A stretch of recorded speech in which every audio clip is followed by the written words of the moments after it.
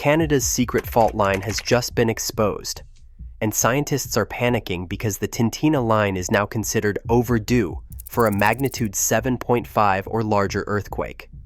An earthquake that could rupture at any moment and threaten the Trans-Alaska Pipeline.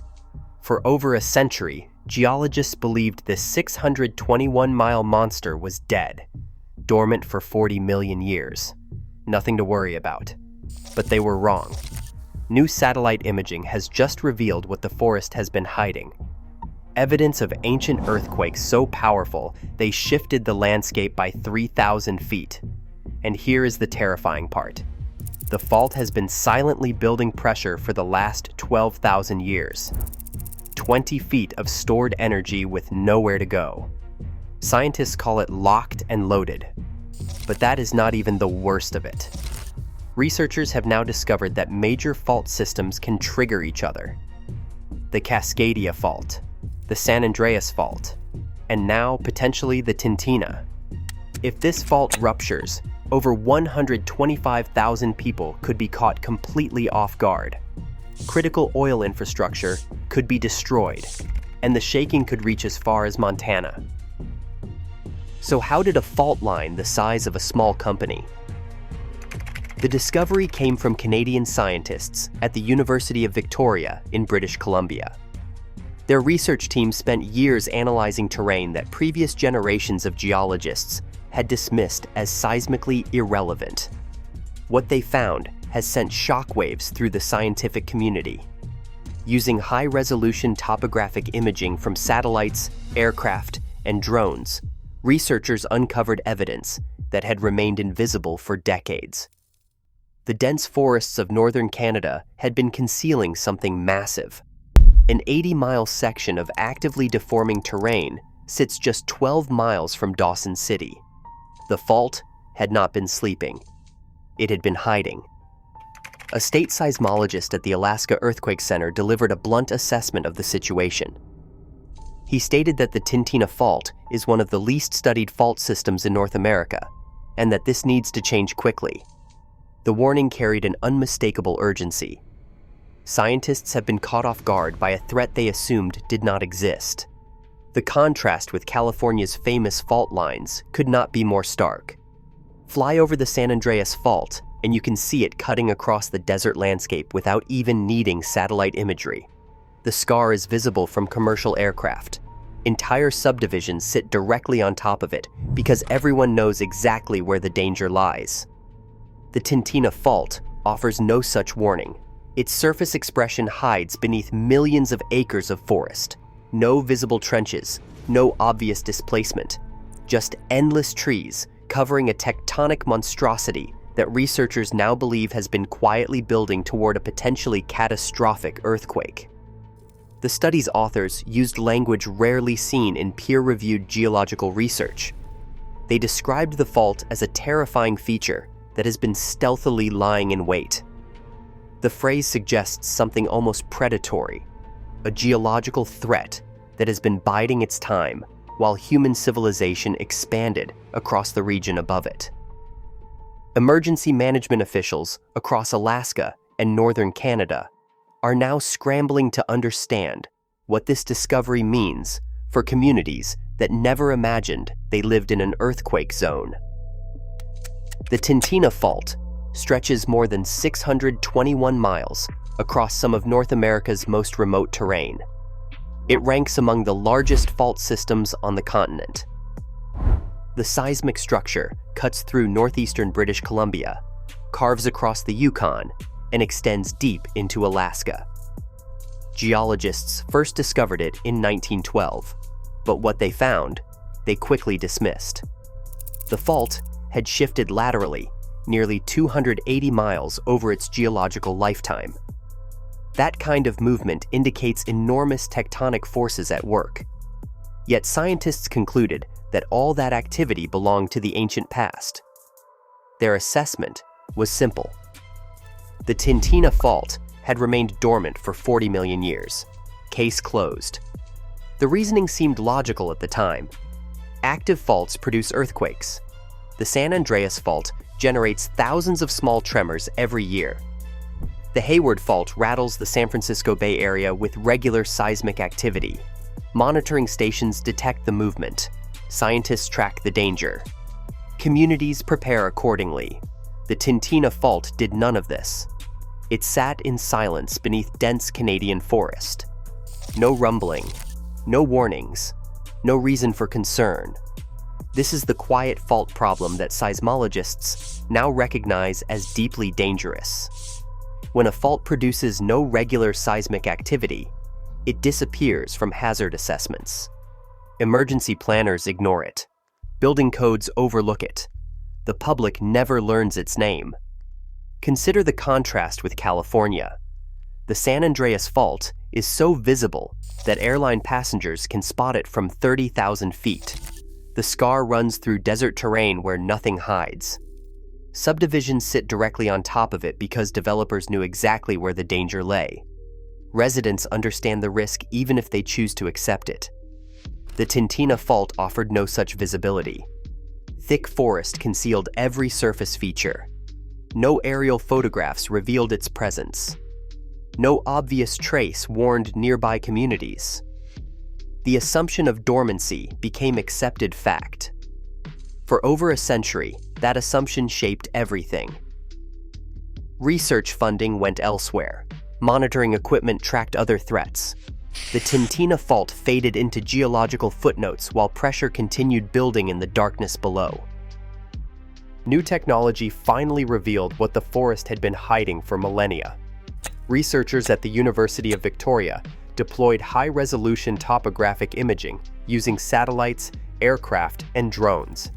They scanned the landscape searching for evidence of prehistoric earthquakes.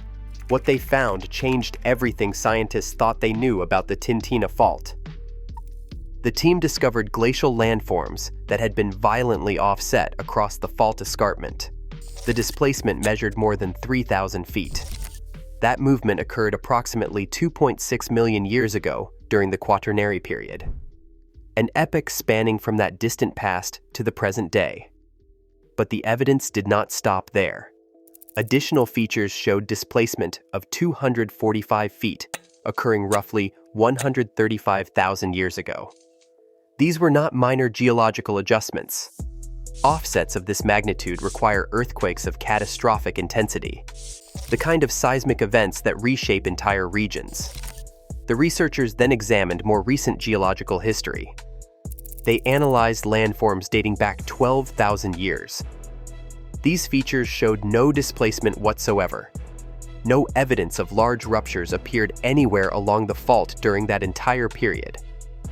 This discovery carried a disturbing implication. The fault had not gone dormant. It had gone quiet. The difference matters enormously.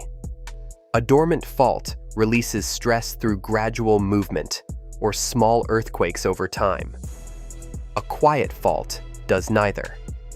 It locks in place while tectonic forces continue pushing from below. Pressure accumulates year after year with no release. The energy simply waits. Scientists now understand why earlier researchers missed this evidence entirely. The ruptures that prove fault activity can stretch over 100 miles in length, but they often measure just several feet in height.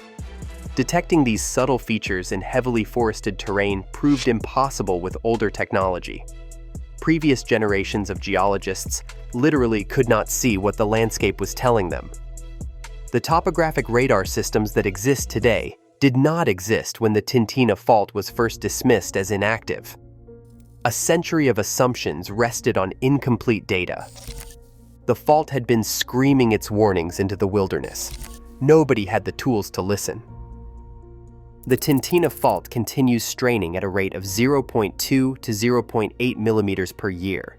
That measurement sounds insignificant, less than the thickness of a credit card annually. But geological time operates on a different scale entirely. Researchers calculated what those tiny movements mean over millennia. The numbers are staggering. Approximately 6 meters of slip deficit has accumulated along the fault over the last 12,000 years. That translates to roughly 20 feet of stored tectonic energy. Slip deficit describes what happens when a fault locks in place, while surrounding plates continue moving. The stress has nowhere to go. It builds and builds until the locked section finally gives way.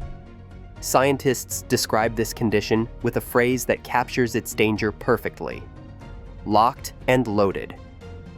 The University of Victoria team published their magnitude projections based on this accumulated strain. Their conclusions sent shockwaves through the seismology community. Future earthquakes on the Tintina Fault could exceed magnitude 7.5.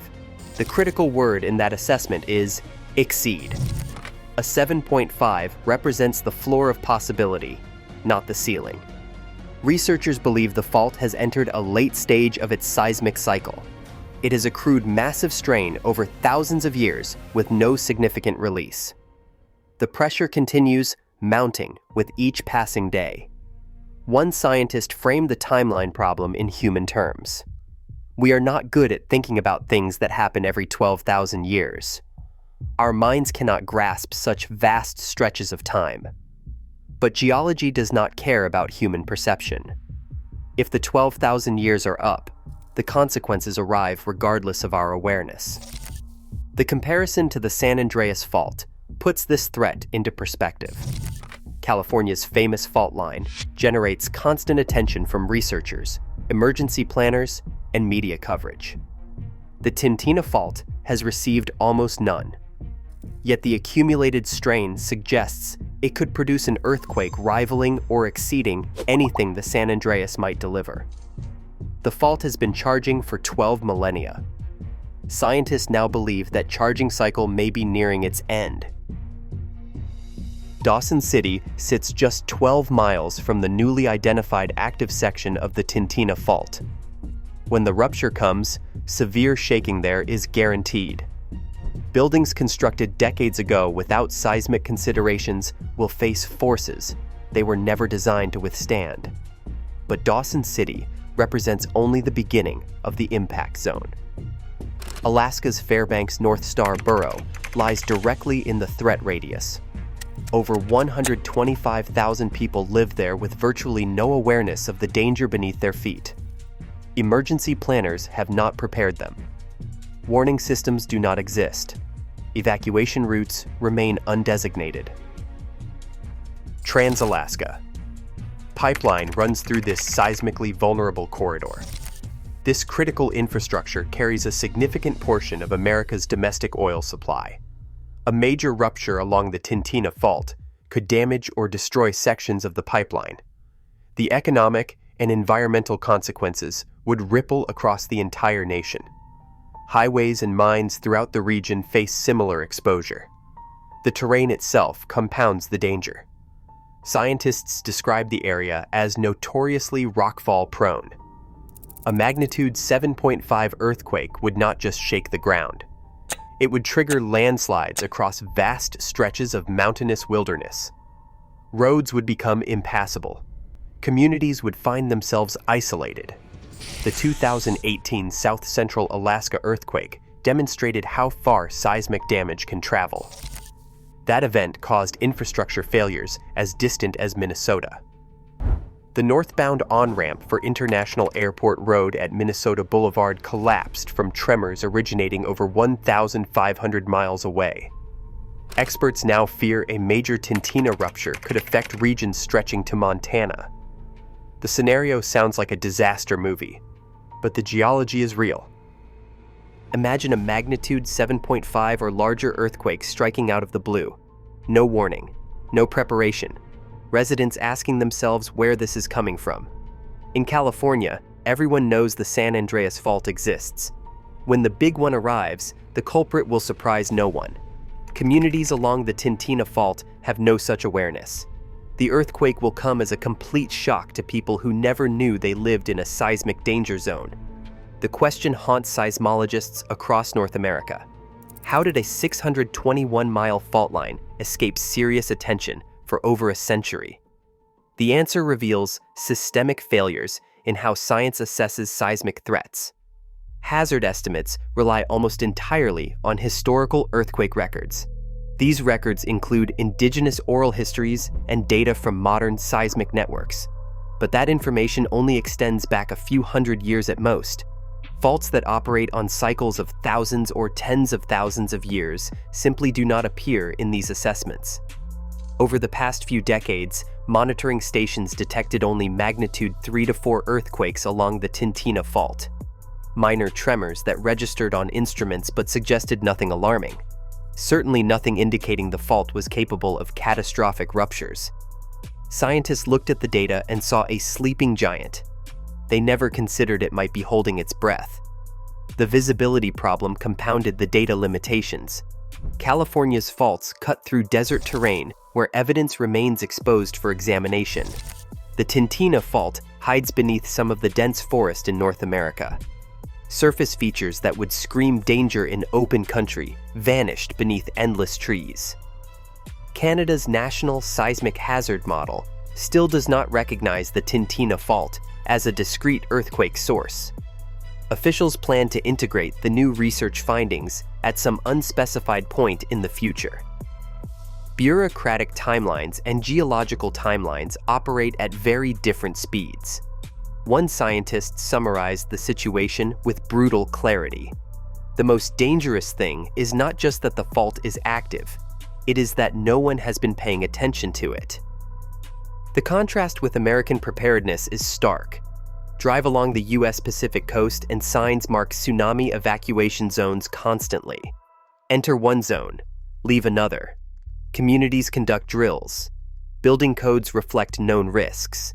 Public awareness campaigns ensure residents understand the dangers beneath their feet.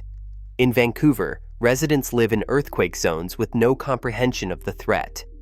Buildings constructed in the 1970s remain occupied, despite failing to meet modern seismic codes. Families have no emergency supplies, no evacuation plans, no idea what approaches from below. The Tintina Fault does not exist in isolation. It operates within a vast network of tectonic boundaries, stretching along the entire western edge of North America. Recent research has revealed something that makes the situation far more alarming. Major fault systems can trigger each other. Scientists have now confirmed that the San Andreas Fault and the Cascadia Fault have set each other off in the past. When one ruptures, the stress transfer can push neighboring fault systems past their breaking points. The implications for the Tintina Fault remain unclear, but deeply troubling. Could a Tintina rupture trigger the Cascadia Fault?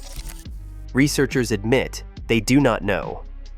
The question demands urgent investigation. The Cascadia subduction zone carries magnitude 9 potential.